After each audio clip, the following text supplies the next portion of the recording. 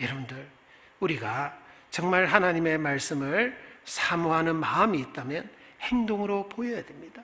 그리고 그 말씀 앞에 우리 자신을 내놔야 됩니다. 그러면 하나님도 우리를 나중에 지키신다니까요. 내가 나의 인내의 말씀을 지켰은즉 나도 너를 지키어. 빌라델비아 교회 성도들에게 그렇게 말씀하셨잖아요. 내가 나의 인내의 말씀을 지켰은즉 나도 너를 지키어 시험의 때를 명쾌하신다. 우리 하나님이 그렇게 약속을 해주십니다.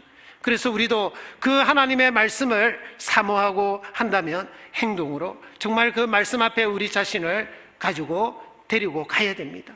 이 육신은 가기 싫어도요 끌고 가야 됩니다. 그래서 말씀 앞에 우리가 항상 자리 잡고 있어야 됩니다. 이 마리아처럼 주의 발 앞에 탁 앉아서 말씀을 듣는 그 모습을 항상 우리는 그리고 있어야 됩니다. 내가 그 모습으로 살아야 되겠다. 그리고 또 우리가 하나님의 말씀을요 어떤 마음으로 들어야 되느냐면은 데살로니가 전서 2장을 한번 보겠습니다. 2장 13절 말씀입니다. 2장 13절 같이 읽겠습니다.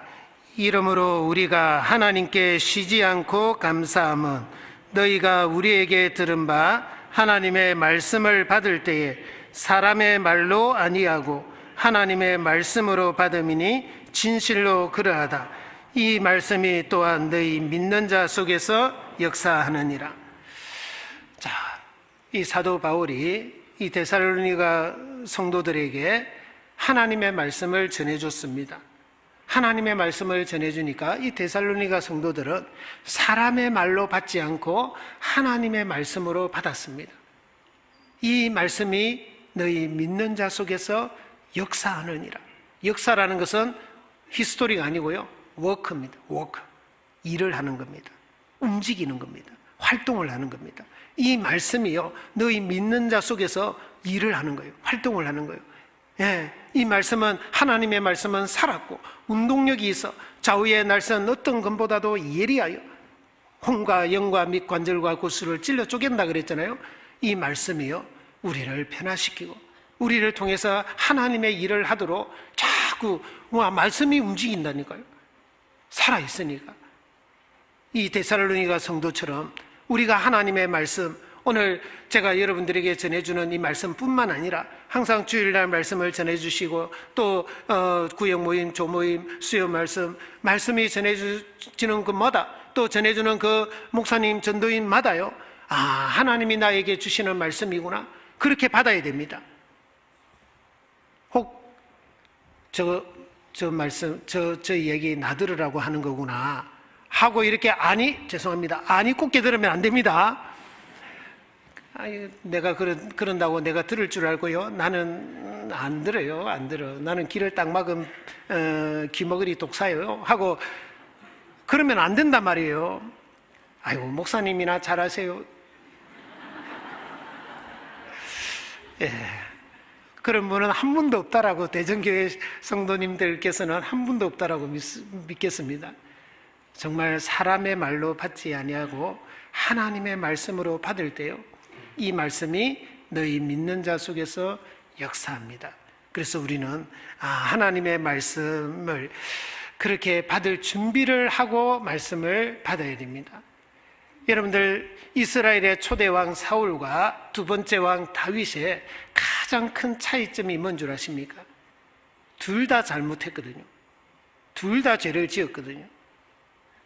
둘 다 하나님께 책망을 받거든요. 그죠?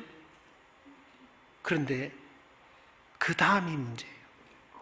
사울 왕은 제사장이 지내는 번제를 자기가 지냈어요.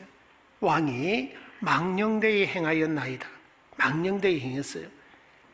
야, 너 지금 가서 아말렉을 천하에서 진멸하라 하니까 아말렉 왕 아각을 살리고 그 양이나 염소 중에 살찌고 기름진 것을 다 살렸습니다.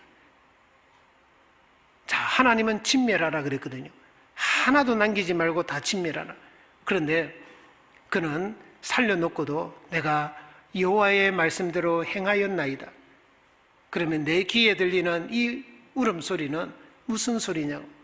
그거는 백성들이 그렇게 해라고 했어. 하나님께 제사 지내려고 그랬다고. 핑계대고 변명하고, 그리고 정말 자기 위신과 체면을 생각합니다. 내가 백성들 앞에 가야 되는데 당신이 나와 함께 가야 된다고. 내 위신, 내 체면 좀 차려달라고. 근데 다윗은 우리아의 아내를 범하게 됩니다. 그리고 우리아를 전쟁터에서 죽게 만들었습니다. 간음죄와 살인죄를 지었습니다. 그도 죄를 숨겼습니다. 사울 왕도 그랬고 다윗도 죄를 숨겼습니다. 근데 하나님이 나단 선지자를 보냈습니다. 왕이시여, 어느 도시에 한 부자가 있고 가난한 자가 있습니다. 부잣집에는 양과 염소, 짐승이 많고요. 가난한 집에는 암양 새끼 한 마리, 자기 딸같이 그렇게 키웠습니다. 근데 부잣집에 어떤 손님이 왔는데 부자가 자기 집에 있는 짐승을 안 잡고요, 그 가난한 자가 있는 그것을 빼앗아서 잡아서 대접을 했습니다. 어떻게 할까요? 이런 죽일 놈이 있냐고. 그러니까 나단 선지자가 뭐라 그랬습니까? 당신이 바로 그 사람이라고. 그럴 때 다윗은 꼬꾸라졌습니다. 그리고 시편 51편을 지었죠. 하나님 앞에 자기 자신을 돌이킵니다. 그리고 하나님께 간절히 매달립니다. 주님, 나에게 구원의 즐거움을 회복시켜 주세요. 자원하는 심령을 좀 주십시오. 나는 너무 연약하니까 나 좀 붙들어 주십시오. 그래서 다윗은 다시 기회를 얻게 됩니다. 사울 왕은 선지자로 비교하면요, 나단 선지자보다 사무엘 선지자가 훨씬 더 위대합니다. 훨씬 더 큰 선지자입니다. 근데 큰 선지자를 보냈는데 그의 말도 듣지 않고 그의 말에 하나님 앞에 꼬꾸라지지도 않았습니다. 근데 다윗은 나단 선지자로 따지면 사무엘보다도 훨씬 더 적다고 할 수 있습니다. 그런데 그 선지자의 말을 통해서 하나님의 말씀을 받았는데 꼬꾸라졌습니다. 하나님 앞에 돌이켰습니다. 결과가 어땠습니까? 사울 왕은 결국은 폐위되고 패가 망신합니다. 다윗은요, 하나님이 다시 기회를 주고 그는 이스라엘의 위대한 왕이 되었고 여호와의 마음에, 하나님의 마음에 합한 자가 되었고 예수님이 그를 통해서 이 땅에 오게 되는 겁니다. 그의 계보를 통해서 영광이 무궁무진하게 이어지는 겁니다. 하나님의 말씀을 어떻게 받았느냐? 선지자가 전하는 그 말씀을 어떻게 받았느냐에 따라 결과가 완전히 달라져 버린 겁니다.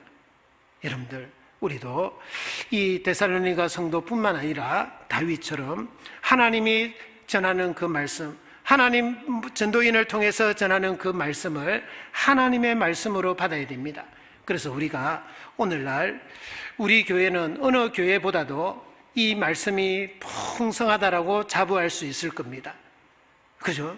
우리 교회 말씀이 얼마나 풍성합니까? 여러분들 SNS나 또 유튜브로도 얼마든지 많은 전도인들의 말씀을 들을 수 있습니다.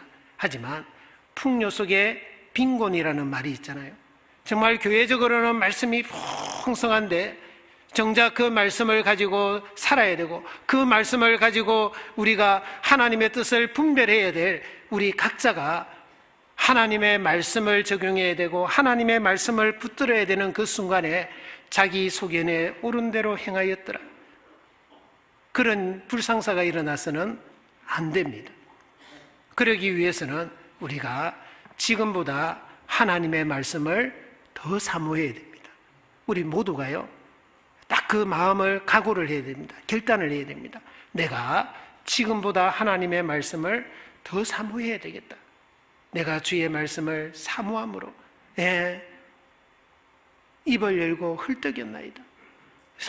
한 말씀이라도 얻어먹으려고요, 입을 열고 헐떡였다 그랬거든요. 시편 119편 131절에는 우리도 그런 마음으로 주님 앞에 가는 그날까지 살아야 됩니다. 그래서 이 말씀은 주여 영생의 말씀이 계심에 우리가 네게로 가오리까. 항상 우리는 이 말씀 앞에 나올 때요, 그 시몬 베드로가 했던 말씀처럼 영생의 말씀이 계심에 우리가 네게로 가오리까 하는 그 말씀을 딱 붙들고 또 말씀 앞에 앉아 있어야 되고 말씀을 또 붙잡아야 되고. 그래서 오늘 제가 이제 여러분들이 익히 잘 알고 있는 내용들입니다, 사실은. 하지만 한번 정리를 하고 다시 한번 우리의 마음을 다잡는, 내가 그러므로 너희가 어떻게 듣는가 스스로 삼가라, 어떻게 들을 것인지를 다시 한번 생각하는 그런 시간이 되고 또 우리의 신앙에 또 답을 얻는 그런 시간이 되었으면 좋겠습니다.